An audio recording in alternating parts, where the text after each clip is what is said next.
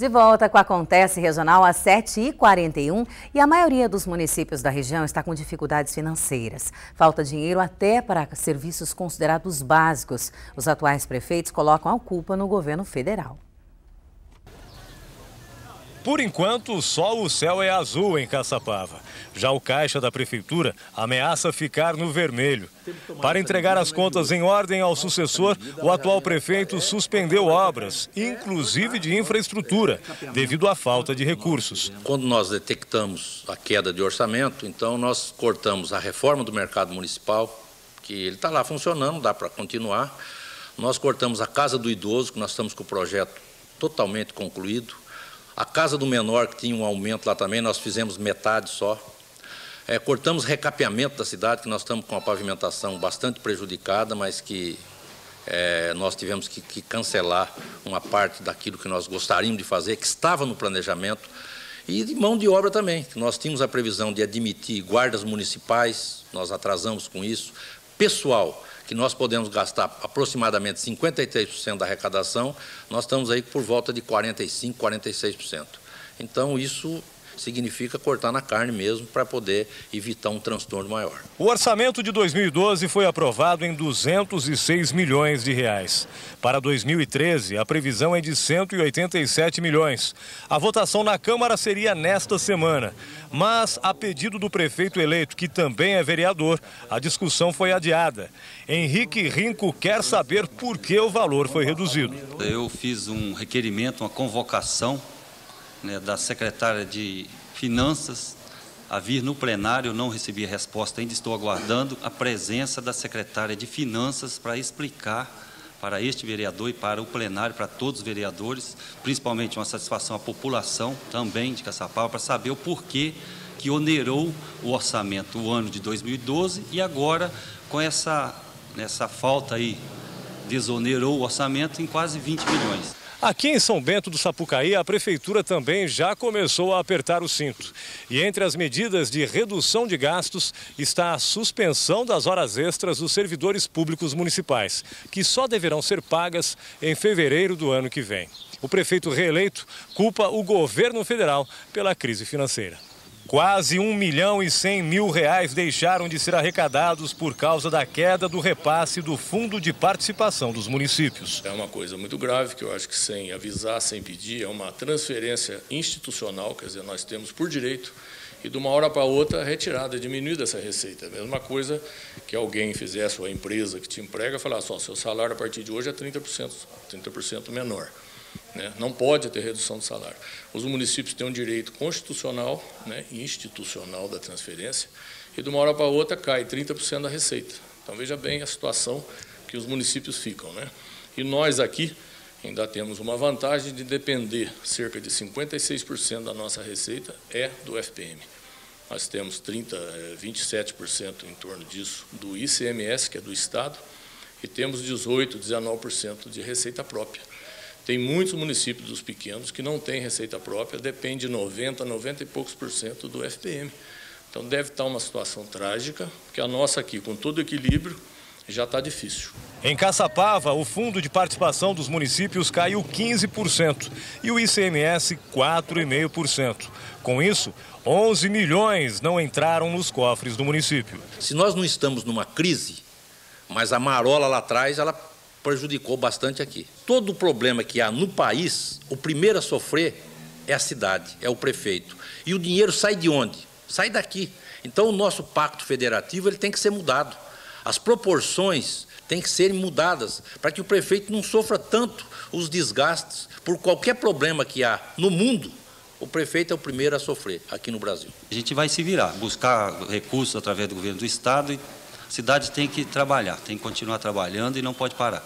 Para este mestre em finanças, os prefeitos deveriam ser mais cautelosos em relação às previsões orçamentárias e também deveriam passar a distribuir os gastos durante o mandato e não apenas no ano de eleição. Não é que o governo federal está deixando de repassar, é que a sociedade entra no período de retração. Então eu entendo que eles deveriam ser um pouquinho mais precavidos principalmente no final do mandato, não assumir muitas obras e grandes volumes que venham comprometer, inclusive, o seu sucessor. Que nós estamos num período agora de transição e inclusive, a lei de responsabilidade fiscal acaba penalizando esses prefeitos de que deixarem grandes dívidas. Eles podem até deixar caixa, mas se a dívida assumida for muito volumosa, eles acabam até respondendo isso perante o judiciário. 7h46 e agora a notícia boa. A Casa de Cultura Márcio Mazzaropi de Taubaté recebe o projeto Tocar para Ver.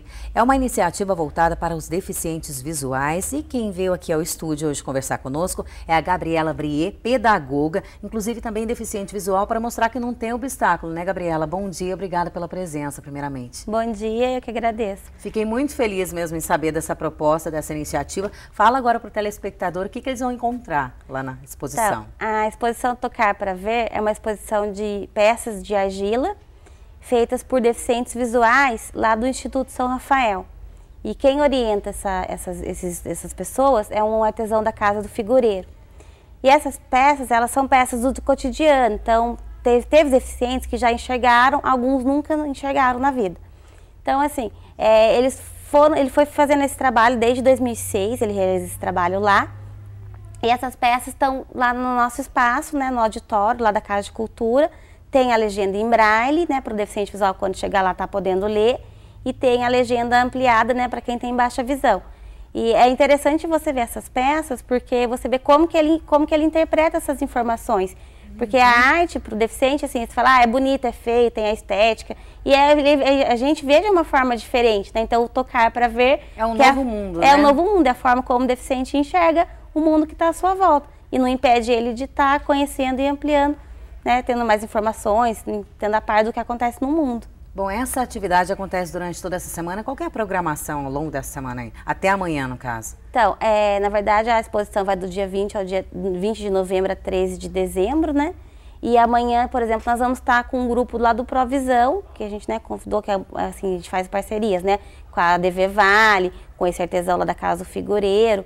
E esse grupo do Provisão, ele vai estar indo visitar, conhecer o nosso espaço e para a gente também estar tendo um retorno, né, se o que a gente está fazendo tá certo, se precisa melhorar em alguma coisa.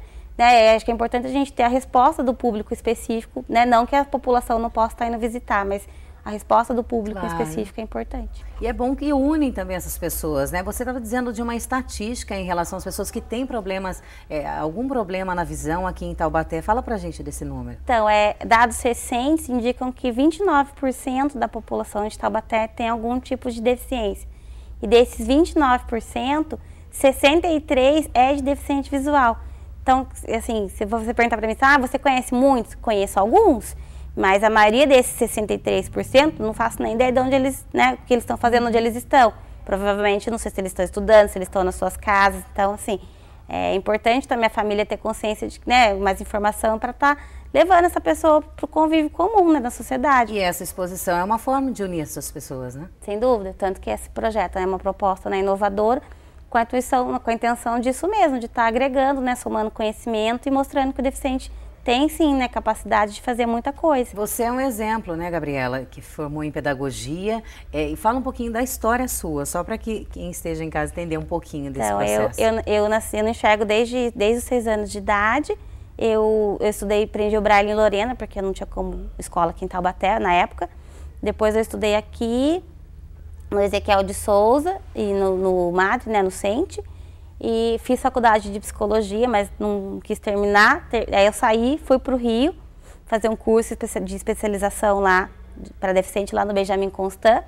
Depois eu voltei para Taubaté e fiz faculdade de pedagogia. Pedagogia, agora aí está à frente desse projeto que vai até dezembro, como você disse, aberto ao público na Casa de Cultura Márcio Mazzaropi. Gente, é aberto a visitação das 9 da manhã às 5 da tarde, de terça a sexta, e aos sábados e domingos também, das 9 da manhã até a 1 da tarde. Gabriela, muito obrigada pela sua presença, viu? Fiquei feliz em recebê-la aqui. Bom projeto e bom trabalho pela frente. Agradeço a oportunidade e é assim que a gente constrói uma cidade melhor, né? Dando essas oportunidades para as pessoas mesmo. Exatamente. Muito obrigada. Bom dia. Bom dia. 7h50, hora da previsão do tempo. A massa de ar seco garante clima de verão na região metropolitana do Vale. Esse fenômeno é que impede nuvens carregadas e mantém as temperaturas em elevação. Por outro lado, o tempo segue firme e a umidade do ar baixa. As máximas chegam a 27 graus em Santo Antônio do Pinhal, 28 em Aparecida, 28 também em Caraguatatuba e 34 graus em Taubaté. E a seguir aqui no Acontece Regional, empregos na região, confira oportunidades em 3 cidades. A gente volta já já.